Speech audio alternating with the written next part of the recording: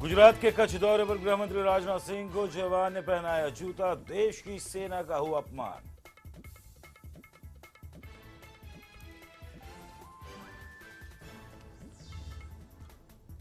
प्रधानमंत्री नरेंद्र मोदी पर फिदायन हमले की योजना, एनआईए ने पटना गांधी मैदान में हुए धमाकों की चार्जशीट में किया अहम खुलासा।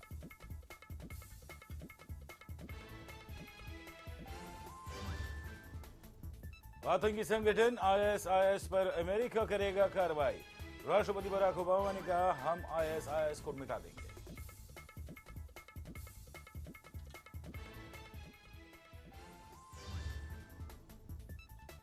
सोहराबुद्दीन शेख फर्जी मुठभेड़ केस के मुख्य आरोपी डीजी बंजारा को मिली राहत। बॉम्बे हाईकोर्ट ने 2 लाख के मुचलके पर दी जमानत।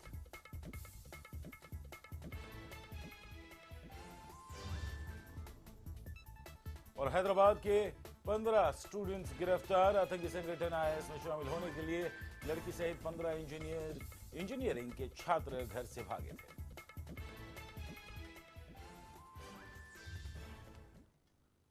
नमस्कार, मैं प्रशांत आंग्रे और आप तमाम दर्शकों का स्वागत है बढ़ते खबरों के सफर में। और बात करते हैं आज अमेरिका के वर्ल्ड ट्रेड सेंटर पर हुए हमले की 13वीं बरसी है और इस अहम मौके पर राष्ट्रपति बराक ओबामा ने आतंकवाद को पूरी तरह मिटाने की बात कही है।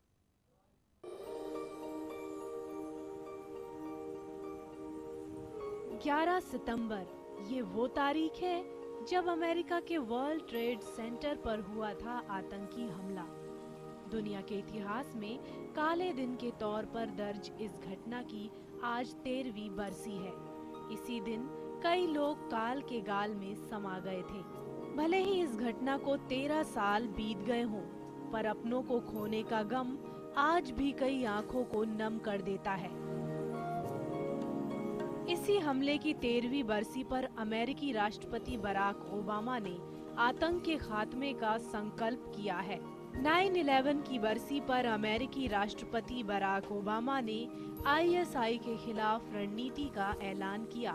ओबामा ने आईएसआई की तुलना कैंसर से कर डाली। ओबामा ने राष्ट्र के नाम संदेश देते हुए आईएसआई को इराक, सीरिया समेत मध्य पूर्व देशों के नागरिकों के लिए खतरा बताया है, जिसे खत्म करने के लिए इराक और सीरिया में हवाई हमले करने की बात कही। ओबामा ने एक राष्ट्रव्यापी संदेश में कहा कि जो भी आतंकी संगठन अमेरिका को चुनौती देगा, उसे दुनिया में कहीं भी पनाह नहीं मिलेगी। जब जब अमेरिका ने आतंक के खात्मे की बात कहते हुए दूसरे देशों पर हमले किए, उसकी चपेट में निर्दोष नागरिक भी आए हैं। वैसे तो राष्ट्रपति बराक ओबामा को साल 2009 में नोबेल शांति पुरस्कार मिल चुका है। ऐसे में शांति के समर्थक माने जाने वाले ओबामा कहीं अपने इस कदम से आलोचना का शिकार ना बन बैठे। शिल्पा रोंगे, लेमन न्यूज। जमीन पर जन्नत कहे जाने वाले जम्मू कश्मीर में आई बाढ़ से जान माल का भारी नुकसान हुआ है। सेना और प्रशासन बाढ़ में फंसे लोगों को अभी भी बाहर निकालने में लगे हुए हैं। पेश है इस पर हमारी खास रिपोर्ट।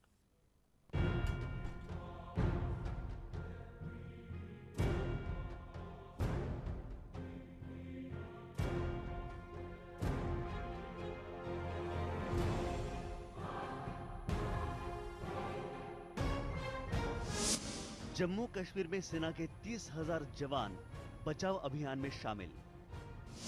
वायुसेना के 79 छोटे बड़े विमान राहत बचाव कार्य में शामिल। अब तक 70,000 लोगों को सुरक्षित स्थानों पर पहुंचाया गया। श्रीनगर के प्रभावित इलाकों में जल स्तर 4 फुट तक गिरा। पानी में जानवरों के शव तैरते नजर आने लगे।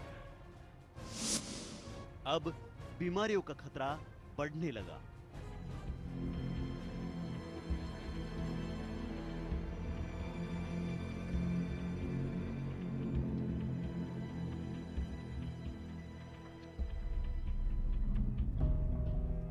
पिछले 60 सालों में पहली बार आई भीषण बाढ़ से जूझ रहे जम्मू कश्मीर में अब हफ्ते भर बाद जल स्तर कम होने लगा है।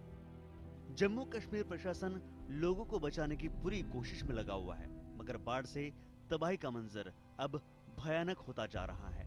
सेना के 30,000 जवान व्यापक बचाव अभियान में शामिल है, जिससे अब तक 70,000 लोगों को सुरक्षित स्थानों पर पहुंचाया गया। बावजूद अभी भी 4 लाख के करीब लोग बाढ़ में फंसे हुए हैं। श्रीनगर के प्रभावित इलाकों में जल स्तर 3 से 4 फुट तक गिर गया, जिससे अब शवों के मिलने का सिलसिला शुरू हो गया है। मगर जल स्तर कम होने के साथ ही बीमारियों का खतरा अब बढ़ने लगा है। पानी में जानवरों के शव भी तैरते नजर आ रहे हैं।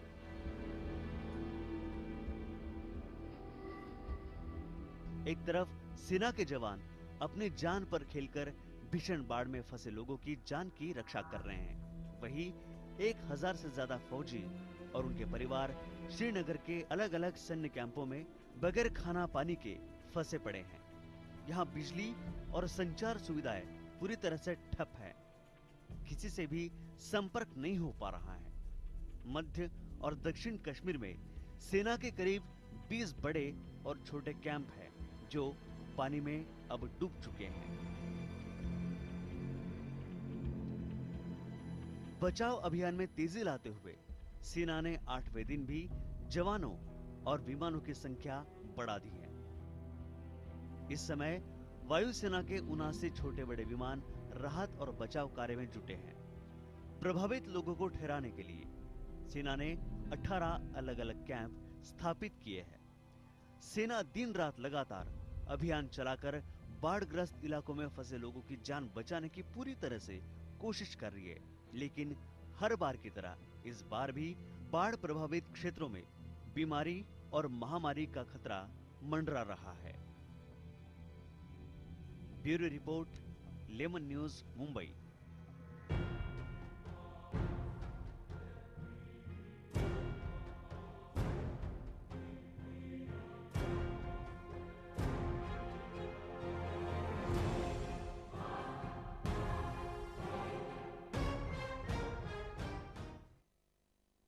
और अपने 2 दिवसीय गुजरात दौरे के दूसरे दिन केंद्रीय गृह मंत्री राजनाथ सिंह पोरबंदर पहुंचे। वहां उन्होंने समुद्र तट पर होने वाली व्यवस्थाओं का जायजा लिया। उसके बाद वो सीमावर्ती इलाके कच्छ में गए, वहां जाकर बीएसएफ के अधिकारियों से बातचीत की। वहीं जब जम्मू कश्मीर में आई आपदा के बारे में राजनाथ सिंह से पूछा गया तो उन्होंने क्या कुछ कहा, ये आपको सुनाते हैं। कश्मीर के इतिहास में विगत 60 वर्षों में ऐसी प्राकृतिक आपदा कभी नहीं आई थी जैसी आई है, लेकिन कश्मीर के साथ इस समय सारा देश पूरी मजबूती के साथ खड़ा है। आप सबको जानकारी होगी कि बाढ़ की सूचना प्राप्त होने के साथ ही सबसे पहले मैंने जम्मू कश्मीर का दौरा किया था।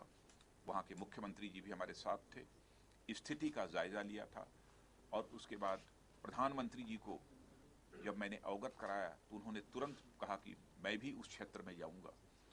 और हमारे प्रधानमंत्री जी भी जम्मू कश्मीर पहुंचे, लोगों की बातें सुनी और वहां के लिए 1000 करोड़ रुपए के अतिरिक्त पैकेज की उन्होंने घोषणा की है।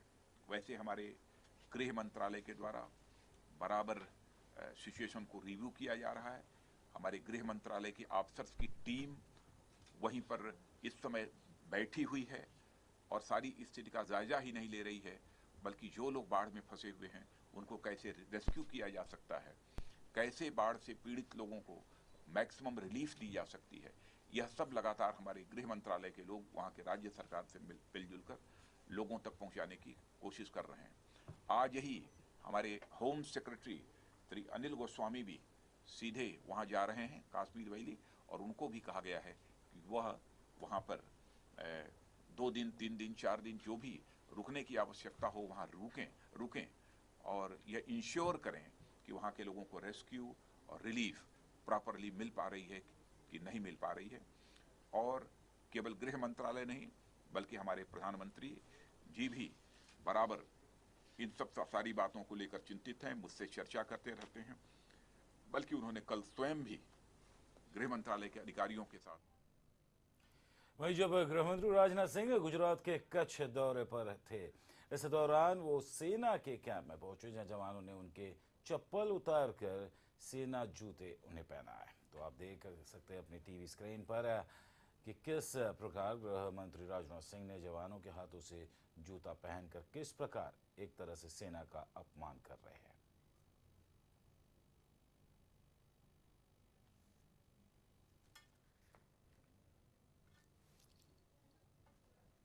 और बात करेंगे गुजरात के पूर्व आईपीएस अधिकारी डीजी वंजारा की। जी हां, डीजी वंजारा को राहत देते हुए बॉम्बे हाई कोर्ट ने 2 लाख के निजी मुचलके पर वंजारा को जमानत दे दी है। आपको बता दें कि डीजी वंजारा तुलसीराम प्रजापति और सोहराबुद्दीन शेख मुठभेड़ केस के मुख्य आरोपी है। 2005 में क्राइम ब्रांच ने गैंगस्टर सोहराबुद्दीन शेख और उनकी पत्नी कौसर को फर्जी मुठभेड़ में मारा था। वहीं इस मुठभेड़ में आईपीएस अधिकारी डीजी वंजारा के साथ राजकुमार पांड्यन और निदेशक एमएनबी आरोपी थे। गौरतलब है कि सुप्रीम कोर्ट के निर्देश पर इस मामले को सुप्रीम कोर्ट से बॉम्बे हाई कोर्ट में स्थानांतरित किया गया था। फिर एक बार फिर अपने तमाम दर्शकों बता दें कि गुजरात के पूर्व आईपीएस अधिकारी डीजी वंजारा को राहत देते हुए बॉम्बे हाई कोर्ट ने 2 लाख के निजी मुचलके पर वंजारा को जमानत दे दी है। आपको बता दें कि डीजी वंजारा तुलसीराम प्रजापति और सोहराबुद्दीन शेख फर्जी मुठभेड़ केस के मुख्य आरोपी है। 2005 में क्राइम ब्रांच ने गैंगस्टर सोहराबुद्दीन शेख और उनकी पत्नी कौसर को फर्जी मुठभेड़ में मारा था। वहीं इस मुठभेड़ में आईपीएस अधिकारी डीजी वंजारा के साथ राजकुमार पांड्या और निदेशन एमएनबी आरोपी थे। गौरतलब है कि सुप्रीम कोर्ट के निर्देश पर इस मामले को सुप्रीम कोर्ट से बॉम्बे हाई कोर्ट में स्थानांतरित किया गया था, जहां पर यह फैसला लिया गया।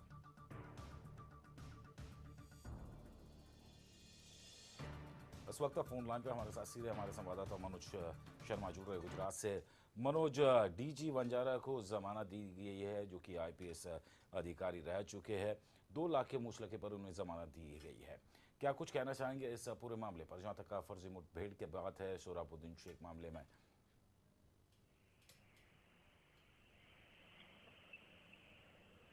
मनोज, अब तक आवाज पहुंच पा रही है हमारी?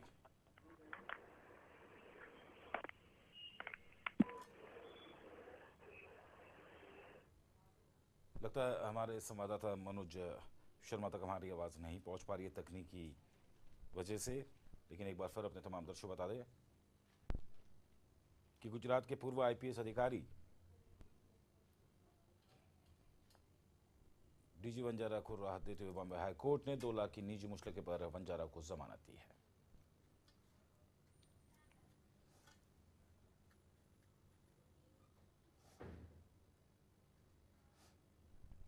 और बात करेंगे कांग्रेस पार्टी ने प्रधानमंत्री नरेंद्र मोदी सरकार से निपटने के लिए एक बार फिर से गांधी और नेहरू के नाम का सहारा लेने की तैयारी में है। पार्टी में राहुल गांधी की लगातार नाकामी से बचने के लिए भविष्य की रणनीति बना रही है।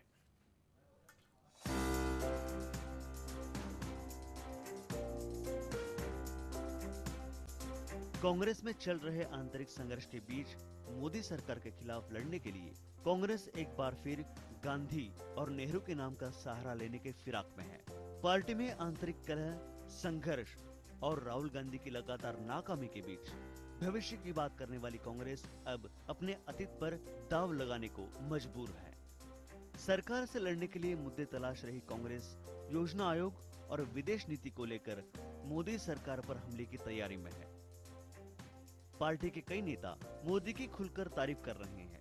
दिग्विजय सिंह जैसे नेताओं ने राहुल की तुलना मोदी को युवाओं में ज्यादा लोकप्रिय बताकर पार्टी को मुश्किल में डाल दिया है। मोदी सरकार को एकजुट करने में असफल कांग्रेस अब इतिहास के पन्ने खंगाल रही है। ऐसे में कांग्रेस नेहरू की 125वीं जयंती को एक मौके के रूप में देख रही है। पार्टी ने इसे साल भर चलने वाले कार्यक्रम के रूप में मनाने और देश भर में राजनीतिक अभियान चलाने का फैसला किया है। गौरतलब है कि कांग्रेस अध्यक्ष ने इस कार्यक्रम की तैयारी के लिए जो टीम बनाई है उसमें उनके और राहुल के करीबियों को जगह दी गई है। इस टीम में दिल्ली की पूर्व मुख्यमंत्री शीला दीक्षित, पार्टी के उप नेता आनंद शर्मा, जयराम रमेश, महासचिव मुकुल वासनिक और राहुल के करीबी मोहन गोपाल शामिल है। सरकार में रहने के दौरान नेहरू की 125वीं जयंती कार्यक्रम के लिए 100 करोड़ का बजट आवंटित किया था। हालांकि मोदी सरकार के 100 दिन पूरे होने के बाद भी पार्टी के लिए सरकार के खिलाफ खड़ा होना अब भी चुनौती बना हुआ है। Bureau report, lemon news, Mumbai.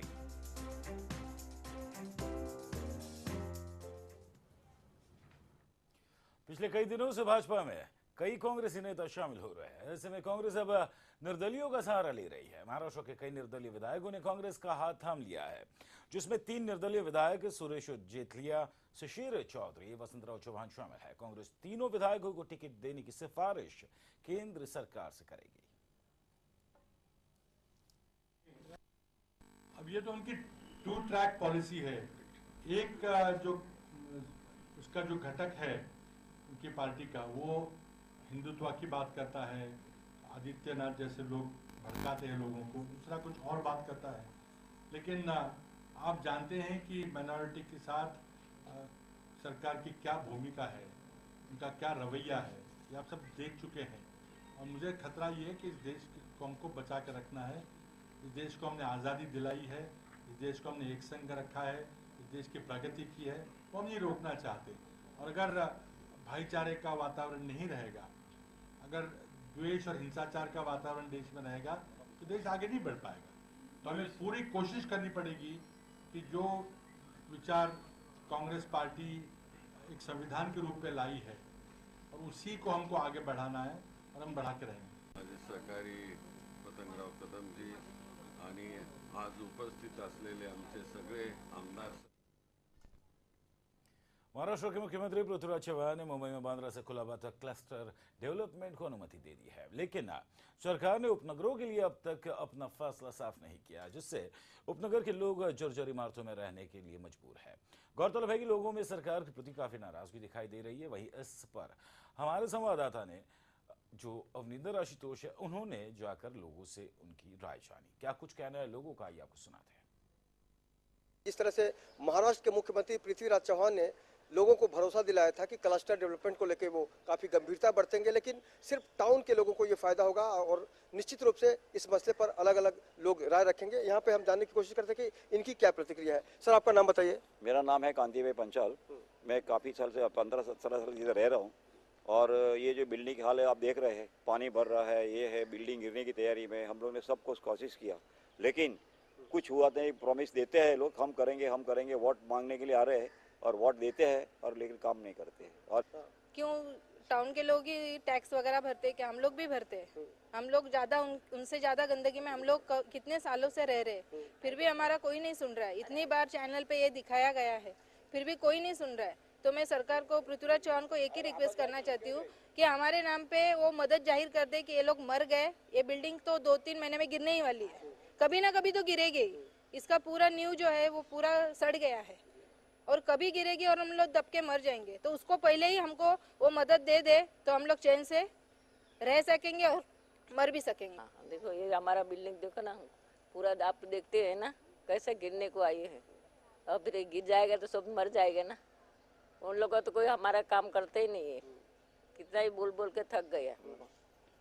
तो इस बार टायरे भी आए, इस बार टायरे भी आके गया, वो भी देख के गए, बहुत से लोग आके इधर गए, पर कुछ हो रहा नहीं अभी देखो। क्योंकि अभी हम लोग कब से कितने साल से गंदगी में रह रहे, हम लोग को इंतजार है कि कभी हो रहा है, तो लेकिन नहीं हो पा रहा है। इंतहा हो गई इंतजार की, आई ना कुछ खबर रीडेवलपमेंट की। आपका नाम बताइए। विशाखा पंचाल। आप किस तरह से देखते हैं टाउन की जो सारी पुरानी बिल्डिंगें हैं जर्जर स्थिति में जो है, उनको नए तरीके से बनाया जाएगा, इसको आप किस तरह से देखती हैं? मैं तो यही सोचती हूँ कि जल्द से जल्द हमारी बिल्डिंग भी ऐसी बने। इतनी गंदगी हो गई है कि नीचे पैर रखने के लिए भी प्रॉब्लम होती है, सारे मच्छर वगैरह सब बहुत सारा प्रॉब्लम हो रहा है। तो गवर्नमेंट से इतना ही है कि जितना जल्दी हो सके उतना जल्दी हमारी भी प्रॉब्लम्स को देखे और जल्दी से ये बिल्डिंग के लिए कुछ करे। ये भावना है आम आदमी की, जो हर कोई चाहता है कि उनकी बिल्डिंग के साथ भी न्याय हो। सर, आप पूरी समस्या को किस तरह से देखते हैं, क्योंकि सीएम साहब ने टाउन में परमिशन दे दी है? देखो, महाराष्ट्र शासन का विकास नियंत्रण नियमावली 33.5 में जो उन लोगों ने सुधार लिया, ये सिर्फ इन लोगों को इलेक्शन सामने रख के बिल्डर लॉबी से पैसा लेने का और चुनाव खर्चा निकलने का ये तरीका है। आपको लगता है कि इसमें मतलब पॉलिटिक्स हो रही है, सरकार अपने फायदे के लिए हाँ, इसी में तो सारा सर नजर दिखता है, पॉलिटिकल दिखता है, क्योंकि इतना दिन मोर्चा निकाले, पूरा पार्टी निकाला कि जो बिल्डिंग के हादसे हो गए, उस टाइम उन्होंने कुछ रिजल्ट नहीं दिया। अभी ये दिसंबर 2013 में इन्होंने डिक्लेयर किया कि क्लस्टर योजना लागू होने का है, ठाणा में होना है, मुंबई में होना है। अभी मुंबई में मुझे मालूम है कि मुंबई टाउन क्या है और उपनगर क्या है। टाउन में भी टैक्स होता है और उपनगर में भी टैक्स होता है, लेकिन उपनगर में प्लेस जगह ज़्यादा है और टाउन में कम है। टाउन में बिल्डिंग छोटी है, लोग छोटे कम है करके उधर बड़े बड़े 50-50, 100-100 माले की बिल्डिंग बन सकती है। यानी वहाँ पे पॉलिटिकल इलेक्शन के लिए उनको बिल्डर लॉबी से करोड़ों रुपए का निधि मिलेगा।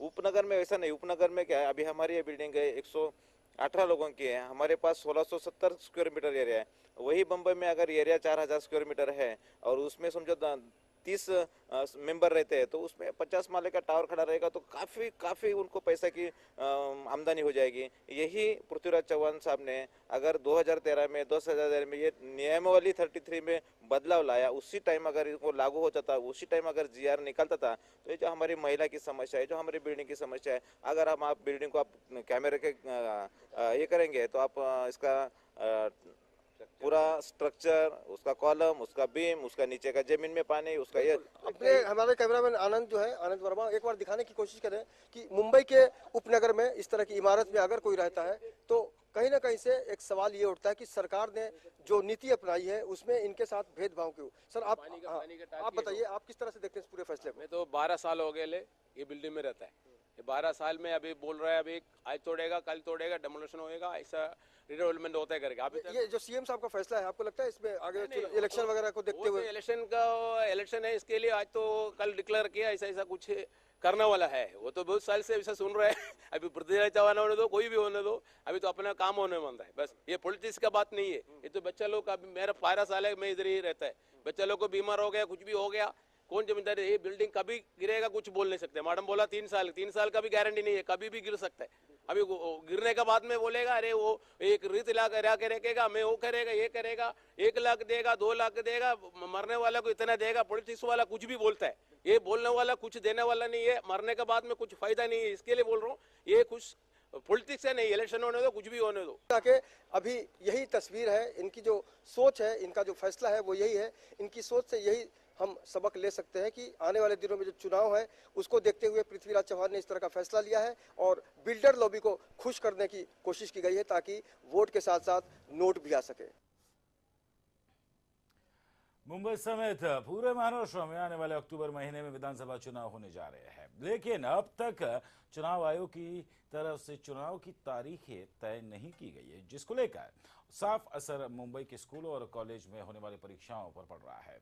मुंबई के स्कूलों और कॉलेजों में हर साल पहली या फिर दूसरी सप्ताह में परीक्षा शुरू हो जाती है, लेकिन इस साल स्कूलों और कॉलेजों के मुख्याध्यापक चुनाव तारीख का ऐलान नहीं होने के कारण परीक्षाओं तथा तमाम बच्चों के भविष्य के ऊपर और उनकी परीक्षाओं के ऊपर एक सवालिया निशान खड़ा हो गया है। सिर्फ स्कूलों और कॉलेज के अध्यापक परेशान नहीं है, बल्कि छात्रों को भी परीक्षा की चिंता अब सता रही है। महज रीजन सिर्फ इतना है कि अब तक चुनाव आयोग ने चुनाव की तारीखें तय नहीं की है।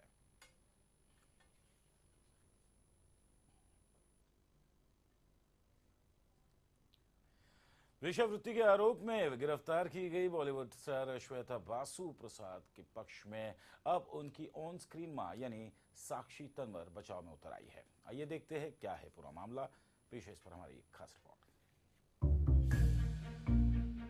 पिछले दिनों प्रोस्टिट्यूशन के आरोपों में अरेस्ट की गई मकड़ी फिल्म की चाइल्ड स्टार श्वेता बासु प्रसाद को उनकी ऑन स्क्रीन मां का मिल रहा है सपोर्ट। जी हाँ, एकता कपूर बैनर्ड कहानी घर घर की सीरियल में श्वेता बनी थी पार्वती की बेटी, यानी कि साक्षी तंवर की रियल लाइफ बेटी।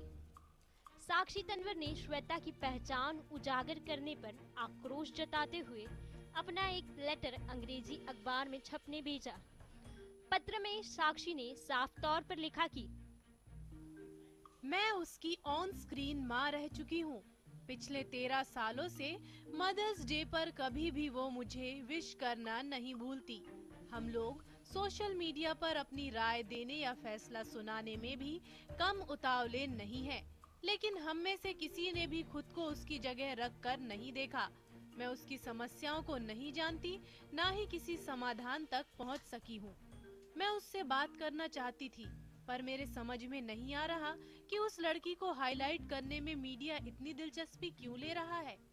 उसी तरह ही इस मामले से जुड़े बिजनेसमैन के नाम और चेहरे सामने क्यों नहीं आ रहे हैं। साक्षी, लगता है आपने अपने किरदार को कुछ ज्यादा ही सीरियसली ले लिया है। बस हम तो आपको इतनी ही सलाह देंगे कि ये रील नहीं, रियल लाइफ है। एंटरटेनमेंट डेस्क के लिए रिया Chaurasia, lemon news, Mumbai.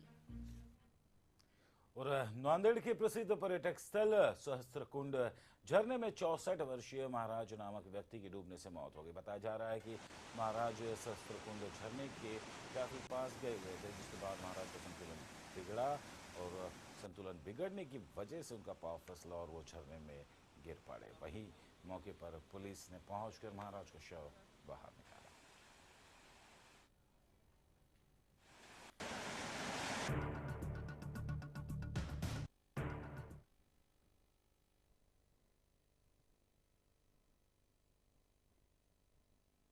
Navi Mumbai Nerul police ने 2 शातिर महिलाओं को गिरफ्तार किया। ये दोनों महिला मां बेटी बताई जा रही है। दोनों ने महज 1 घंटे के दरमियान 5 ज्वेलरी व्यापारियों को चूना लगाकर 1.5 लाख रुपए ठग लिए, लेकिन इनकी ये कोशिश को नाकाम करते हुए नवी मुंबई पुलिस ने दोनों महिलाओं को अपने गिरफ्त में ले लिया है।